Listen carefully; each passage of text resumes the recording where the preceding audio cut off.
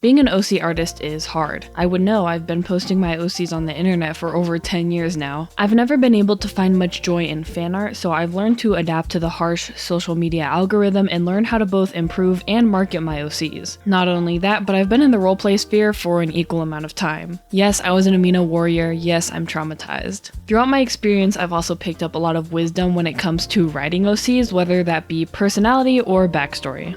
All this to say that throughout my years of being properly OC-pilled, I've come across amazing characters and not so great characters, and I've learned many tips and tricks that I've implemented into my own OCs from those experiences. So I figured I'd make a video discussing not only how to better write your characters, but also how to post them online and make them stand out among the crowded algorithm us OC artists are often stuck in. This video will be divided into 3 sections: personality, backstory, and presentation. All key things when it comes to making and showing off OCs. Although I won't really be covering the design aspects of OCs, as a lot of my advice was already covered in the outfit design video a while back.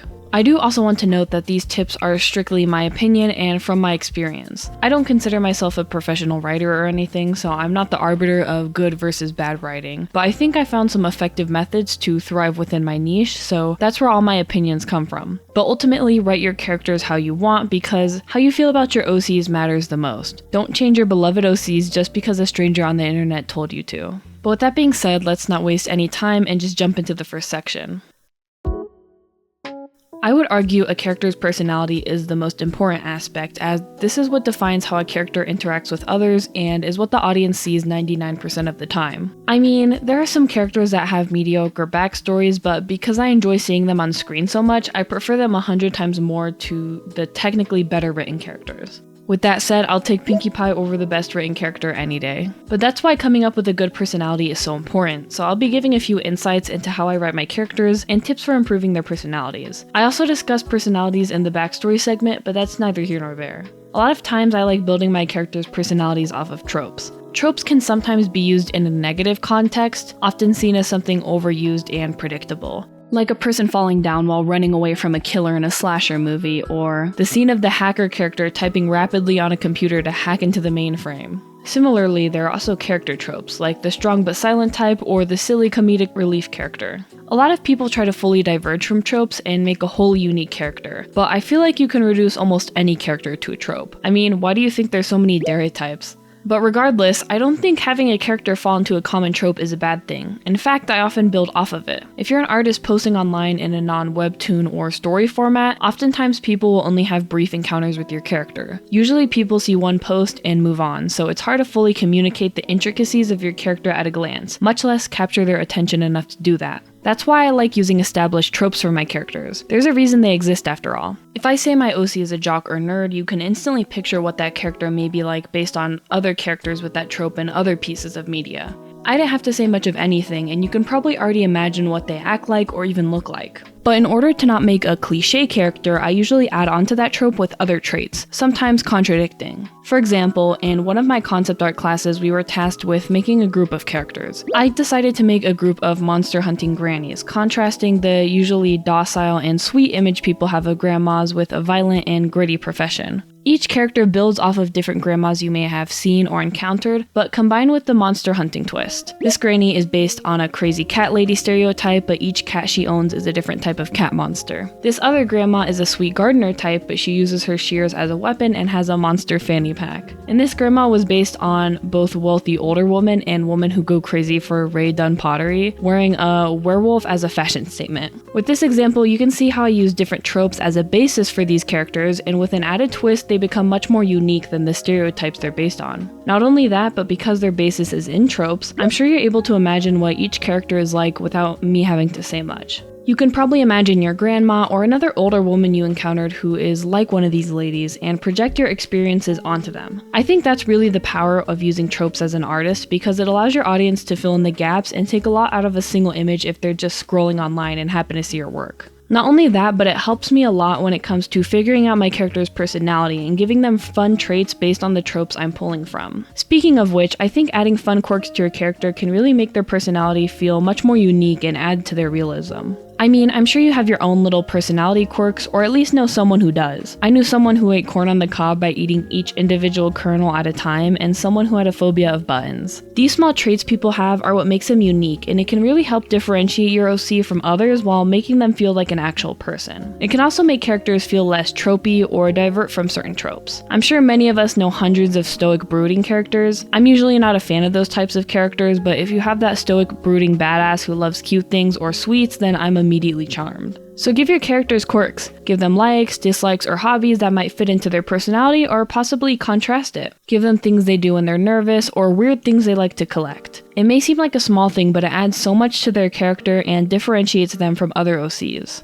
Another thing that helps with building a character's personality is considering their morality and motivations. What drives them? What type of people do they dislike, and what types of people do they like? Do they have a pessimistic view of the world or a positive one? Do they believe in the supernatural? What would they do in order to achieve their goals? I feel like thinking about this helps me determine how my characters would react in certain scenarios or interact with different characters. If my character doesn't like authority, perhaps they would hate situations in which they are told what to do or must follow rules, and hate characters with positions of authority. So having this in mind really helps me keep characters consistent when it comes to their actions. Of course, people in real life aren't consistent. One great tip my creative writing teacher gave me was that people are naturally hypocritical and will often do things against their beliefs. But I feel like you should still know why your character may go against their beliefs, and having that in mind can oddly enough still keep your character consistent despite having inconsistencies in their morals. Lastly, I want to shout out some tools I use to figure out my OC's personalities and flesh them out some more. I'll be linking some charts I enjoy filling out for my characters, as well as some questions on Tumblr that have helped me refine my characters. Honestly, Tumblr is a great place for finding character building questions, so I'd recommend it if you're stuck with an OC or just want to flesh them out. But with that, let's go ahead and move on to the next section, backstory. If you're on the internet at all, you might have seen some posts along the lines of, "I hate OCs with purely trauma-filled backstories," essentially when a character seemingly just has the worst life imaginable. The type of OC that has abusive parents and siblings whose whole purpose is to torment them, every single person in their life dies within a week of knowing them, lightning strikes them during every thunderstorm, etc., etc. Now, I don't think having an abundance of traumatizing events in a character's backstory is necessarily a bad thing. Many of these traumas happen in real life and can happen in quick succession. In fact, people born in hard circumstances often face even more troubles due to that, and it can be very hard to escape from the hand that they've been dealt with because of a lack of resources. So you really can't say that these things aren't realistic. A lot of characters in media can also fit into these descriptions as well. Jinx from Arcane is one example that comes to mind, both in her past and present. She's always seemingly encountering trouble and death at every corner. But I imagine a lot of people who hate OCs with exceptionally traumatic backstories love Jinx at the same time. But why is that? My theory is that a lot of people who write OCs with traumatic backstories often do it for pity, but good writers include trauma as a form of character building and to explain a character's actions. I've certainly encountered characters who fit the trauma-ridden character stereotype, and a lot of their entire personality and character revolve around their backstory, which is just trauma.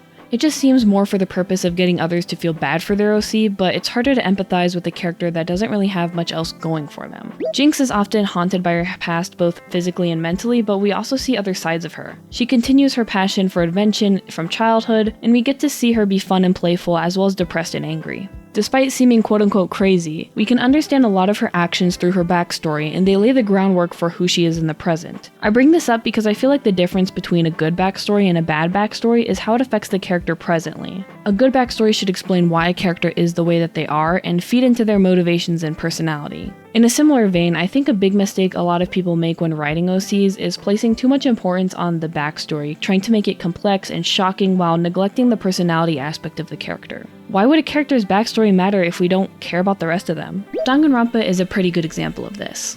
In the games, you never really learn a character's backstory unless it's relevant to the plot or you do free time events with them, which are completely optional. So through a single playthrough, you won't know a vast majority of characters' backstories. But regardless of that fact, people still adore the characters because their personalities are strong enough to stand on their own. And when you learn their backstories, it often just reinforces their personalities and makes you look at their behavior in a new light, understanding why they may act the way that they do. That's why I think backstory and personality are so intertwined, and if you're writing an OC, you should try to build them both together. A lot of the time, I'll start with a character's base personality, figuring out generally how they act so I have an idea of who they are in the present before looking to the past. After that point is when I think about backstory, usually considering a general theme I want to go for. For example, the original concept for my character Jun was a Yakuza turned babysitter, and I wanted his personality to kind of be like a stereotypical delinquent. From that concept, I figured I wanted his backstory and general character to revolve around themes of toxic masculinity and discrimination.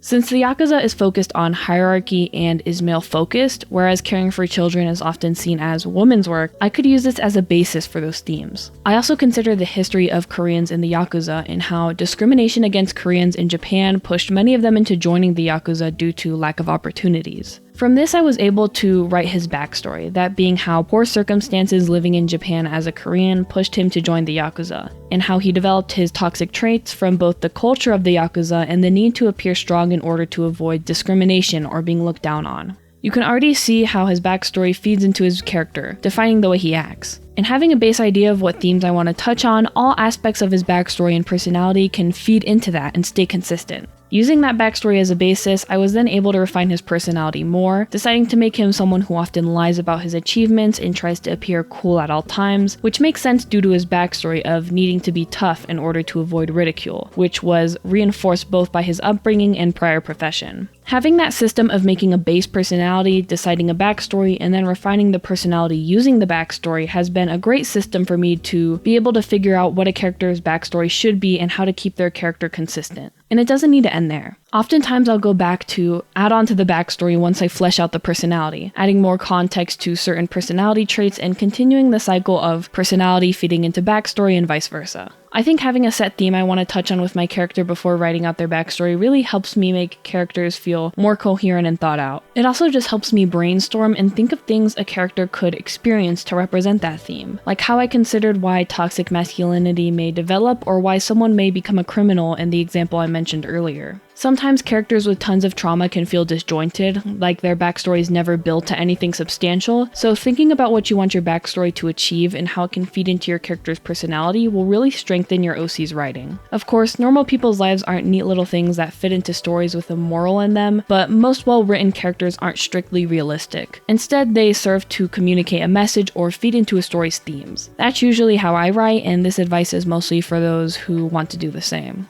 And don't think you have to limit yourself to strictly extreme trauma when writing a character. Sometimes even a lack of trauma can build an OC and make for a fun backstory. One of my characters is meant to be a critique on game shows and how the wealthy often exploit the lower class for entertainment. So his backstory is that he was born a nepo baby and never really worked for anything he had, and thus feels satisfaction seeing others suffer to achieve their dreams. He never had anything bad happen to him or struggled in his life, but that backstory is why he is the way he is today. So lacking trauma can be just as impactful as having tons of it. Some people also just have abnormal traumas, occurrences that may seem normal to you but have severely changed someone else. Your character doesn't have to have the most unique backstory in the world in order to make them an effective character, but sometimes thinking outside the box when it comes to backstory can make them a much more compelling OC. I feel like I was mostly rambling throughout that section, but hopefully you gathered some of what I meant during that whole spiel. Essentially, when you write a character's backstory, try to consider how it feeds into their personality, and oftentimes thinking of an overall theme for their backstory can help with consistency and idea generation.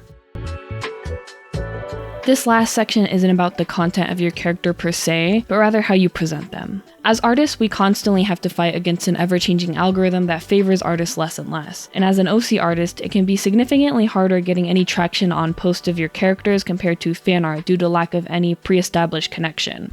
So even if you have the best character in the world, it can be hard to garner any attention if you don't know how to post them right. As I mentioned before, I've been posting my OCs for about a decade now, and I've reached a point where some of my OC posts get more attention than my fan art. So this section consists of tips about better ways to post your characters so that more people care about them. Of course, attention on social media isn't the end-all be-all. If your posts aren't performing well, don't think of it as a failing on you or your characters. The algorithm is extremely harsh, and as long as you're happy with your characters, that's really all that matters. I mean, if I changed my OCs to conform to trends, it would just feel like I'm drawing fan art at that point. But I know as artists, we want others to appreciate all the work and time we put into our art and characters, so this is why this section exists. Firstly, I think the biggest mistake I see a lot of artists make is just posting static photos of their characters. Sure, it might be well executed and look nice, but how much can a portrait tell you about a character? When you post, people are only looking at your work for a few seconds, so you want to make those seconds count. I found that my posts are more successful when I'm showing my character doing something. Anything, really. They could be pouring a cup of coffee in the morning, eating a snack, working their job, or interacting with a friend. Drawing your OC doing something can really show more of their personality than a plain portrait can. In fact, one of my most popular posts on Twitter is my OC just lying in bed. But even in such a simple drawing, you can see how some of his personality shows in the way he's lying, with the toast hanging out of his mouth. I also added small elements like silly socks and a fun tie hanging in the back. He only uses kids' cutlery because he has a fear of sharp objects, so I included that as well. Even the newspaper title Top 5 Shades of Grey tells you a bit about his personality and that he has many mundane interests. Drawing your OC in the middle of an action not only adds visual interest, but can tell a lot about your OC's personality through their body language and how they perform in action. After all, not everyone sits in a chair the same way or drinks from a cup the same. And adding small details like accessories they may own can add some charm to your characters and make your audience wonder why they may own certain things or imagine their personality. Even better than that, drawing your OC interacting with others is even better at showing their personality, and showing a dynamic between two characters can make your audience even more endeared to them. I often draw my two demon characters, Raz and Damon, together because you're able to see more aspects of their personality together. Damon being the unserious and violence-loving boss, whereas Raz is more no-nonsense and hardworking. Their interactions bring out each of those traits in each other, and drawing them interacting helps me explain their personalities and dynamic far better than words ever could. Fun character dynamics are always something that people gravitate towards, so drawing your OCs together can really help outsiders easily understand and love your characters. In fact, I didn't really see much success posting characters until I threw 3 of them together into a kind of ragtag criminal group. So who knows? Try throwing some characters together and see what sticks. My other piece of advice is not applicable to everyone, but it's what works in my posting style, so I thought it would be worth mentioning. A lot of times when I post character sketch dumps on social media, I try to have a very brief description of my character somewhere in the post. For example, I usually refer to my OC Stanley as my therapist OC and June as my Yakuza babysitter OC. But why is this so important? This goes back to the personality section and character tropes. Like I mentioned before, tropes can help you immediately understand a character and already imagine what they may be like. Usually these descriptions act as hooks for my characters, intended to capture the attention of my audience in a few words and make them want to know more about my OCs. Of course, they don't encompass the entirety of my OC's character, but sometimes knowing how to simplify your character into a quick hook can really help make your audience stay long enough to know your characters more in depth. You don't even have to describe the characters directly. Sometimes I use hooks for the world or dynamic, like Raz and Damon are my Hell Office AU OCs, and these two characters are usually described as villain X henchmen. It's kind of like how tags are used in movies and books to pique your interest. That's usually what I use them for, and to add more context to the art I make of my characters. After all, if you know Stanley is a therapist going into these sketches, it might make more sense why he has mugs with motivational cats on them and dresses the way that he does. Hopefully those tips made some sense. I'm not a big advocate of changing your characters to fit trends, instead figuring out how to find the audience that will love your existing OCs by presenting them better. Social media is so short form and quick that knowing how to instantly capture a viewer's attention through your art and a short hook can really help when posting your characters online. So those are my tips and experience with making well-written and well-presented OCs. Hopefully this video isn't too disjointed. I have a lot of thoughts when it comes to writing characters, so it was hard not to dump everything out in this video. I also didn't want to discuss things that have been talked to death when it comes to creating characters, like giving your characters an appropriate amount of flaws and so on and so forth. So this video mostly focuses on my process and my thoughts when it comes to character writing and such. Honestly, I think having the confidence to make and share your characters online is a big accomplishment in and of itself and something to be proud of no matter what. I'm honestly not really that obsessed with many canon characters in media, preferring to see people's OCs and all the passion and heart they pour into them. In making this video, I really just want to encourage people to continue working on their characters and sharing them with others. So feel free to leave your own tips in the comments. I'm one person with my own experiences and opinions, so I'd love to hear what others think and what your process may be when creating characters. But that's basically it for today's video. Sorry it took so long between this and my last upload. I was busy with the holidays and so much stuff happened in my personal life. It was just crazy. I'm finding the motivation to post again though, and I have a eat a bag tutorial video coming out soon, so get excited for that. And if you have any more video suggestions, whether that be tutorials or maybe discussing things to do with OCs like this, let me know in the comments. I will hopefully get to them eventually. But yeah, thank you so much for watching, and bye!